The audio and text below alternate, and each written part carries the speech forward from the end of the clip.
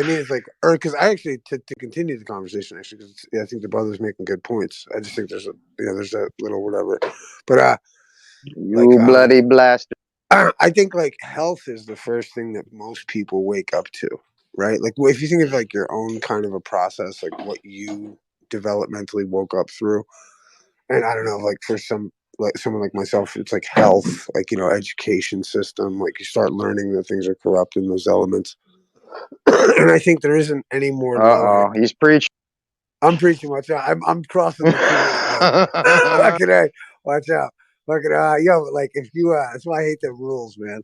Fucking so like but if you go and think of it like for yourself, the medical world and the low hanging fruit they've given us is these people are so fucking retarded they don't know what a man or a woman is anymore.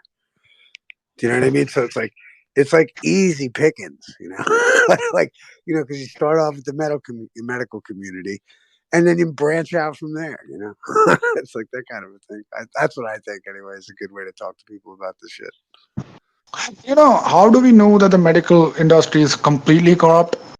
The best way to know that is, just look at all the transgender and the 50+ gender agenda going on. I mean, then the medical industry is saying yes to it. They're not coming out and exposing it. We have to expose it. So that tells you that these people are corrupt. You cannot trust anything that they're selling. Well, they're also just trying not to make waves, man. You got to think like a lot of people, like when you take a stance on any of these points, you have a lot of silent support. That's the difference. You know what I mean? There's a lot of silent support. There's also people that don't know shit. But at the same time, there are people that agree with you, but they don't say anything. And that's exactly.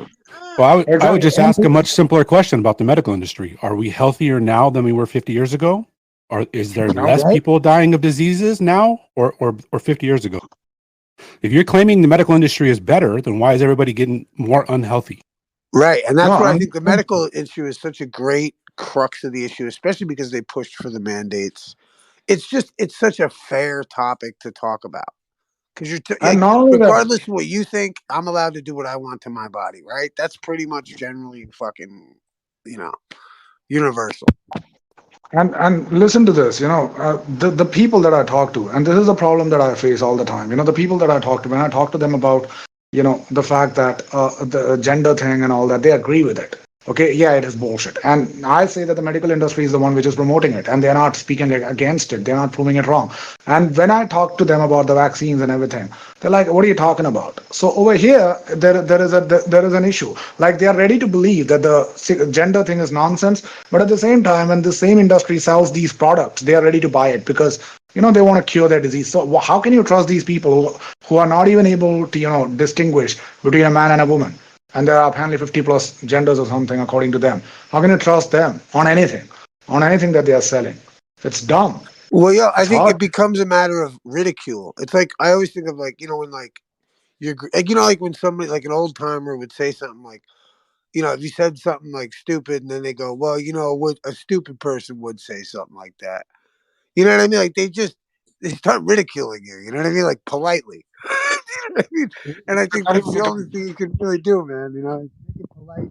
The whole gender thing that we are actually witnessing right now has to do with it's a cult. It's a cult of the Greek god Dionysus. I think they're invoking the spirit of Dionysus because this is how you do it. Like you're talking about the gender bender.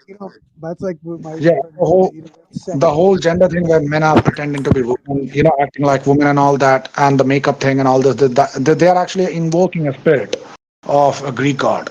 That's exactly what they're doing. So it's not surprising because this is actually a cult. It's not a scientific thing. It's like invoking a spirit that takes over your body, which is which makes you act like that. It's not a cult. Yeah, it is. It's not a cult. Well, it is actually. If you look at it. All right. He's just busting your chops. It's enough trolling, Dicelo. You got problems when you start referring to yourself in the third party. What's up, D-Mo?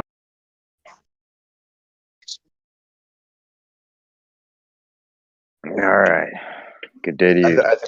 I think if you're taking things real serious, like if you're someone out there, trying to explain some truths or your opinion to people that don't think the same way.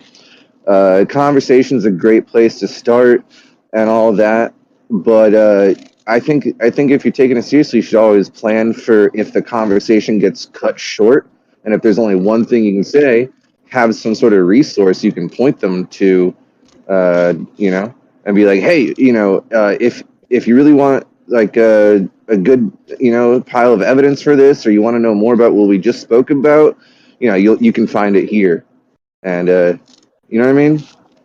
You can't rely on one-on-one conversations to really make that large of an impact on anyone, because you can't usually get someone's captive.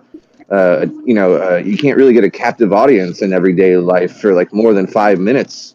You know what I mean? Yeah, I see that. I get that. But then I have to talk about it, regardless of whether people believe it or not, because someone would listen. No matter how dumb people are, there are people who can actually see through this. It's not like the gender thing. People are not accepting it, even though they are trying to force it upon the public. But still, people are kind of I see that although they believe the C19 nonsense, they are not ready to accept the fact that there are 50 plus genders. I mean, this is too stupid for even them to accept. So I can see the levels. There are levels to this. How stupid? Which one is much more stupid than the other? So it's easier for me to convince them that 50 plus genders don't exist, because they already believe that is the case. But it is harder for me to convince them that viruses don't exist, because that is difficult. That is like they are brainwashed by it ever since they were in like 6th grade. So yeah, that's the thing.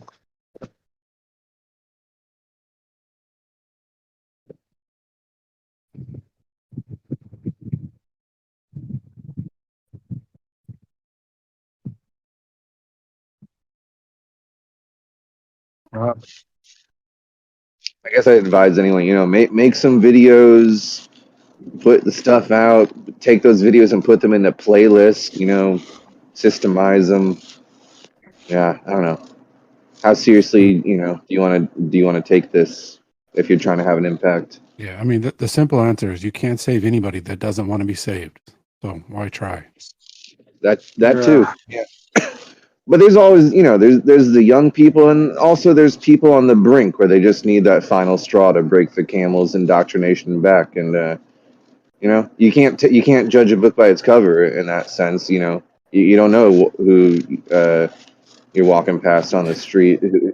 At what level they're at. So that's kind of what pissed me off. That guy that was in here, he spent like 2 or 3 days in here, and he was said he was new to the topic, and he kept on calling himself stupid. Like, I'm getting this wrong because I'm too stupid.